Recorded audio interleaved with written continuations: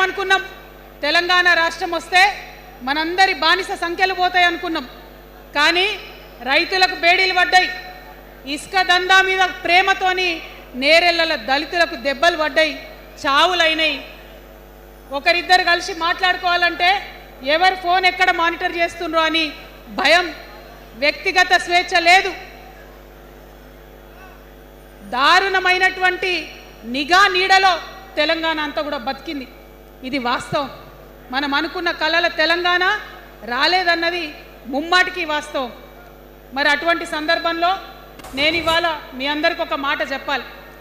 ఆనాడు పరిపాలించిన కుటుంబంలో నేను కూడా ఒక భాగం. ఆనాడు పరిపాలించిన కుటుంబంలో ఒక భాగమైనందుకు కొన్ని విషయాలకు నేను సిగ్గుపడతా ఉన్నాను. తెలంగాణ ప్రజల్ని క్షమించమని కూడా కోరుతా ఉన్నాను. కానీ తెలంగాణ సాధించినందుకు మాత్రం చాలా గర్వపడుతున్నాను.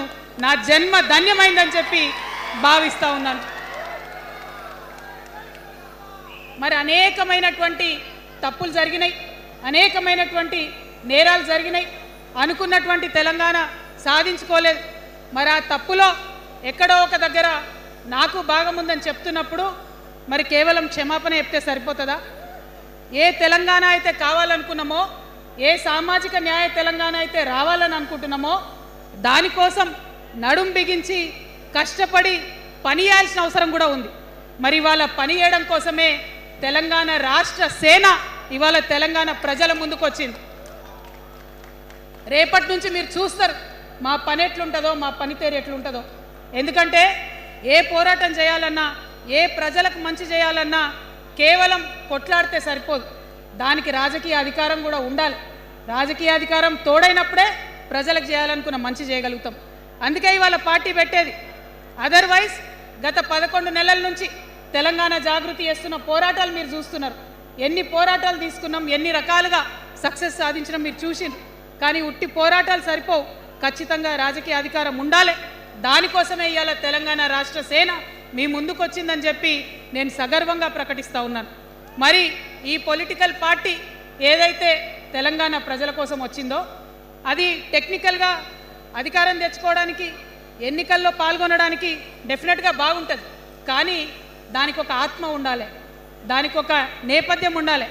ఇవాళ బీఆర్ఎస్తో అదే కదా ప్రాబ్లం. టెక్నికల్గా బాగున్నారు, ఎలక్షన్ పోతున్నారు, సీట్లు గెలుస్తున్నారు, కానీ తెలంగాణ ఆత్మను కోల్పోయింది. కాబట్టే ఇవాళ తెలంగాణ రాష్ట్ర సేన వచ్చింది. నేను తెలంగాణ ప్రజలందరికీ చేతులు జోడించి నమస్కరించి ఒక మాట చెప్తున్నా, హార్ట్ఫుల్గా చెప్తున్నా, నా హృదయాంతరాల నుంచి ఒక మాట చెప్తా ఉన్నా. నేను తెలంగాణలో ఉన్న 3.5 కోట్ల మంది తెలంగాణ బిడ్డలందరికీ ఒక అమ్మగా పరిణితి చెందాలనుకుంటున్నా.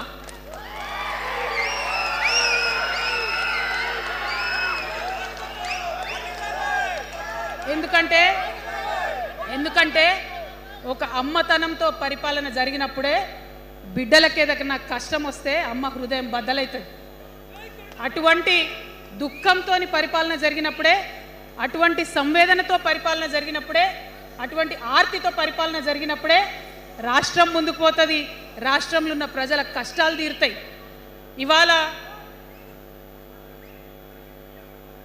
ఎన్నిసార్లు ఎన్ని రకాలుగా ఆలోచన చేసినా మన తెలంగాణ రాష్ట్రంలో అనేక రోజుల నుంచి, అనేక సంవత్సరాల నుంచి ఒక భూస్వామ్య వ్యవస్థ నడిచింది. మనకు తెలుసు, అనేక రకాల పోరాటాలు వచ్చినాయి. సమానత్వం కోసం ప్రయత్నం చేసినాం, పోరాడుతూనే ఉన్నాం. అది రైతాంగ సాయుధ పోరాటం కావచ్చు, ముల్కీ ఉద్యమం 1952 కావచ్చు, 1969లో తెలంగాణ ఉద్యమం కావచ్చు, తర్వాత వచ్చినటువంటి నక్సలైట్ ఉద్యమం కావచ్చు, అనేక సామాజిక ఉద్యమాలు, ఎందరో మంది మహానుభావులు, ప్రొఫెసర్ జయశంకర్ గారి దగ్గర నుంచి మొదలు పెడితే చాకల ఐలమ్మ గారు, దొడ్డి కొమరయ్య గారు, ఆరుట్ల కమలాదేవి గారు, రావి నారాయణ రెడ్డి గారు, సురవరం ప్రతాప్ రెడ్డి గారు, దాశరథి గారు, కాళోజీ గారు, నక్సలైట్ ఉద్యమంలో గద్దరన్న గారు, గణపతి గారు, మారోజు వీరన్న గారు, సాంబశివుడు గారు, ఇట్లా అనేక మంది పోరాటం చేస్తే అంతో ఇంతో సమానత్వం ఇప్పుడు వచ్చింది. మలిదశ తెలంగాణ ఉద్యమంలో కేసీఆర్ గారు, అట్లానే ప్రాణాలు ఇచ్చినటువంటి ఇషాన్ రెడ్డి గారు, యాదయ్య కావచ్చు, సువర్ణ కావచ్చు, అనేక మంది కొట్లాడితేనే ఇవాళ తెలంగాణ రాష్ట్రం వచ్చింది. వీరికన్నా ముందు మరి మీ అందరికీ తెలుసు, సమ్మక్క సారలమ్మ దగ్గర నుంచి మన దగ్గర సామాజిక ఉద్యమాలు నడిచినాయి. కొమరం భీమ్ కావచ్చు, సమ్మక్క సారయ్య కావచ్చు, సారలమ్మ కావచ్చు, షోయబుల్లా ఖాన్ కావచ్చు, మగ్దూ మొయ్యుద్దీన్ కావచ్చు, ఇట్లా అనేక మంది కొట్లాడితే కొంచెం సమానత్వం వచ్చింది. కొండా లక్ష్మణ్ బాపూజీ గారిని తలుసుకోవాలి, పండుగ సాయన్నని తలుసుకోవాలి, సర్వాయి సర్దార్ పాపన్న గౌడ్ని తలుసుకోవాలి. ఇట్లా అనేక మంది కొట్లాడింది. పంతు నాయక్ గారు ఉన్నారు. మరి ఇట్లా ఆదివాసీ వీరులు అనేక మంది ఉన్నారు. బియ్యాల జనార్దన్ రావు ఉన్నారు, ఆదివాసీల కోసం కొట్లాడినటువంటి బిడ్డ. వీరందరినీ కూడా వారి స్ఫూర్తిని తీసుకుంటాం. రాజ్యాంగబద్ధంగా రాజకీయ శక్తితోని పోరాటాలు మిళితం చేసి, ప్రజా పోరాటాలు మిళితం చేసి మనం కలలుగానేటటువంటి సామాజిక న్యాయ తెలంగాణను సాధిస్తామని మళ్ళొకసారి సగర్వంగా ప్రకటన చేస్తూ ఉన్నాం. మరి వాళ్ళ తెలంగాణ రాష్ట్ర సేన మీ ముందుకొచ్చిందంటే ఉట్టిగానే రాలే. తెలంగాణలో ఏం జరుగుతుందో ఒకసారి తెలుసుకోవాలి, మనం ఆలోచన చేసుకోవాలి, అర్థం చేసుకోవాలి. ఎన్ని పార్టీలు ఉన్నాయి? 3 పార్టీలు ఉన్నాయి. భారతీయ జనతా పార్టీని తీసుకుందాం. ఆ బీజేపీ అనే పార్టీకి అసలు తెలంగాణ ఏర్పాటే ఇష్టం లేదు, తెలంగాణ ఏర్పాటు అవడమే ఇష్టం లేదు. అందుకే వాళ్ళ అగ్రనాయకత్వం అంతా కూడా ఏం మాట్లాడతారు? తల్లిని చంపినరు, పిల్లని బతికించారు అని ఒకరు, ఇంకొకరు ఏమంటారు? నిన్ననే ఒక తలకాయ లేని ఎంపీ, మెడకాయ మీద తలకాయనే లేదు ఆయనకు, ఏమన్నాడు ఆ ఎంపీ? ఇండియా పాకిస్తాన్ విడదీసినట్టట, ఆంధ్ర తెలంగాణను విడదీసిరట. మరి వాళ్ళ అగ్రనాయకత్వం ఇన్ని మాటలు అంటుంటే మన ప్రాంతంలో ఉన్నటువంటి భారతీయ జనతా పార్టీ బానిస ఎంపీలు ఎవరైతే ఉన్నారో ఒక్క మాట కూడా వాళ్ళు మాట్లాడరు.